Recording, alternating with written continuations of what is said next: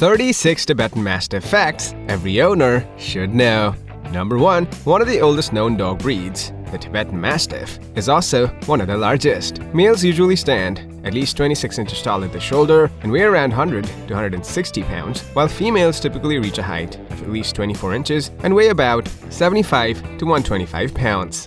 Number 2. At first glance, the remarkable lion-like appearance of Tibetan Mastiffs, particularly in males, is evident thanks to their immense size and the thick opulent mane that envelops their neck and shoulders. These dogs also carry themselves with a regal demeanor, which coupled with their appearance and strength often draws comparisons to male lions. Number 3. This breed also exhibits various distinctive facial features, showcasing a broad and expressive face with a prominent black nose and medium-sized almond-shaped eyes that can range in color from brown to amber. They're also notably characterized by a wrinkled forehead, contributing to their thoughtful and profound expression.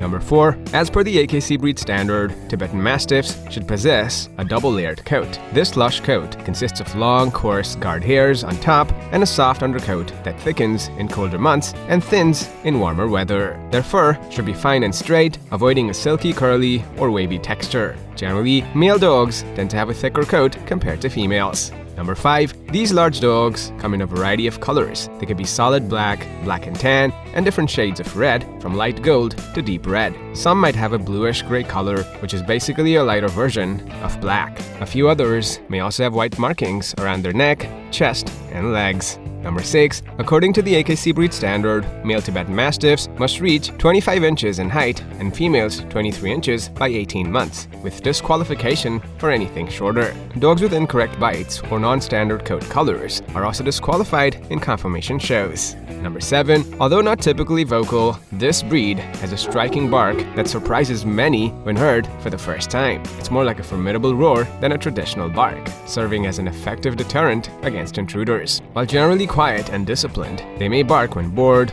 lonely, or seeking attention from their owners. Number 8. Tibetan Mastiffs are known to be more active at night, a trait inherited from their history as monastery guard dogs. They tend to sleep during the day and remain vigilant during the night, barking at unfamiliar sounds and deterring potential intruders. Number 9. Despite their imposing appearance, Tibetan Mastiffs are not prone to biting than dogs of similar size. However, their powerful bite, measuring up to 552 pounds per square inch, can have severe consequences, potentially causing bone fractures with a single bite. You definitely don't want to be caught off guard when engaging in rough play with one of these majestic dogs. Number 10. While Tibetan Mastiffs can generally get along well with most pets in the house, they may exhibit same-sex aggression. As they tend to prefer being the pack leader, they might seek to assert dominance, particularly in the presence of other dogs of the same sex. Number 11. These guys have a natural affinity for cold weather, and their double coat acts as excellent insulation, making them comfortable in temperatures between 45 degrees Fahrenheit to 32 degrees Fahrenheit. They especially relish playing in the snow.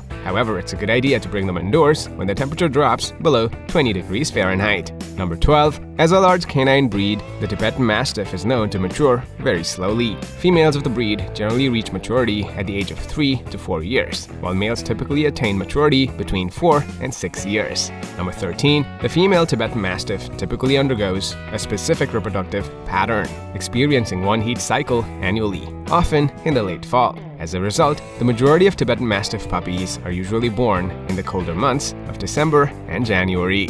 Number 14. Typically a healthy breed, the Tibetan Mastiff usually has an average lifespan ranging from 10 to 14 years. With proper care and affection, many of these dogs can enjoy more fulfilling and extended lives. Number 15. Like any other dog, the Tibetan Mastiff can be prone to a few health concerns, including issues such as canine hip dysplasia, elbow dysplasia, penosteitis, osteochondritis dissecans, and hypothyroidism. Number 16. The Tibetan Mastiff originated in Tibet and, like many ancient breeds, has limited documented history before the late 19th century. DNA evidence indicates that Mastiff-type dogs trace back to Tibet around 5,000 years ago, making the Tibetan Mastiff a descendant of those ancient dogs. Number 17. Two distinct variations of the breed were developed in Tibet. The Doki primarily resided in villages or accompanied nomadic shepherds acting as guardians for flocks. Meanwhile, the larger Sanki were commonly assigned to lamasseries, serving as protectors for Tibetan Buddhist monks or lamas in the religious communities.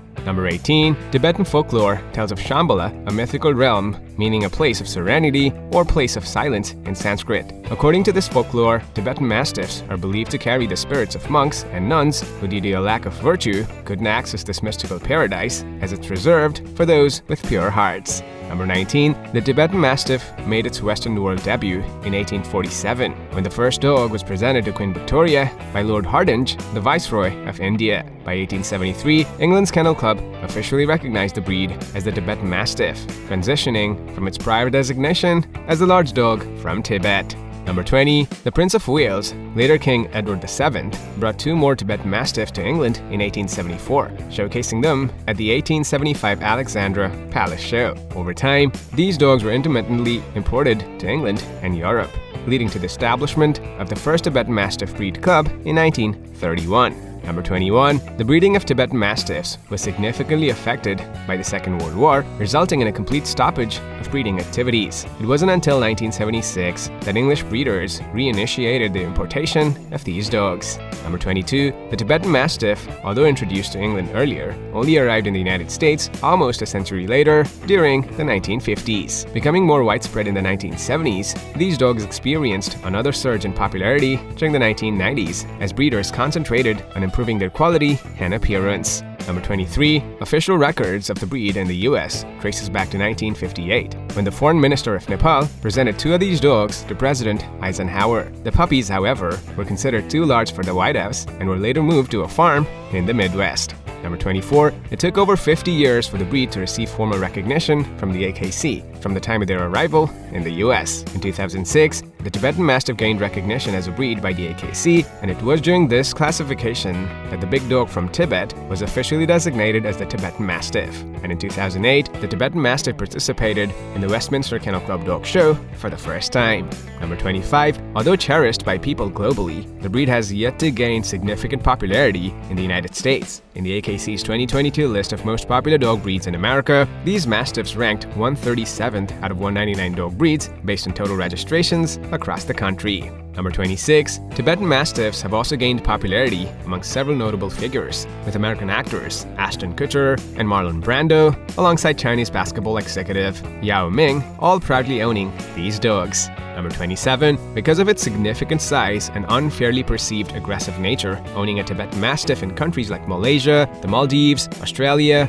France, and certain regions within the United States may entail a considerable amount of paperwork and effort due to limitations or complete prohibitions imposed on the breed. Number 28. One of the most expensive dog breeds around, the Tibetan Mastiff can cost a significant amount. If you're considering buying a Tibetan Mastiff puppy from a reputable breeder, be prepared to pay from $2,500 to $6,000. Number 29. These Mastiffs are highly revered in China. The Chinese believe that historical figures like the Buddha and Genghis Khan owned these dogs, and today they symbolize prestige in the country. Despite the rarity and cost, China's wealthy elite are willing to make significant investments to own one of these guys. Number 30. According to the New York Post, in 2014, a Chinese businessman made an astounding purchase, paying a staggering $1.9 million for a Tibetan Mastiff. The breeder even highlighted that their breeding stock contained the bloodline of lions and was considered top-of-the-line Mastiff studs. Number 31. The appeal of the breed extends beyond real life to the film industry. In the 1993 horror movie Man's Best Friend,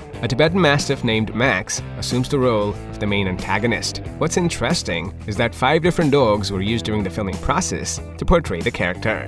Number 32. The 2011 animated movie The Tibetan Dog, directed by Masayuki Kojima, is based on young Zijun's novel Mastiffs of the Plateau. It follows a young boy named Tenzin who moves to Tibet after his mother's death, befriending a golden Tibetan Mastiff there. Number 33. In the 2016 animated film Rock Dog, characters Bodhi and Kampa, both Tibetan Mastiffs, were voiced by Luke Wilson and J.K. Simmons respectively. The movie tells the story of a young Tibetan Mastiff leaving his village to pursue a music career in the city after a radio falls from the sky. Number 34. The breed's charm has brought them into the spotlight in the anime manga community. Jinga Densetsu Noa, a 2019 manga by Yoshihiro Takahashi, features 3 Tibetan Mastiffs in the main antagonist roles, and stands as the newest installment in the serialized Jinga series found in the weekly manga Goraku. Number 35, Tibetan Mastiffs have also gained significant popularity in video games, as seen in the 2019 game Indivisible, developed by Lab Zero Games and published by 505 Games.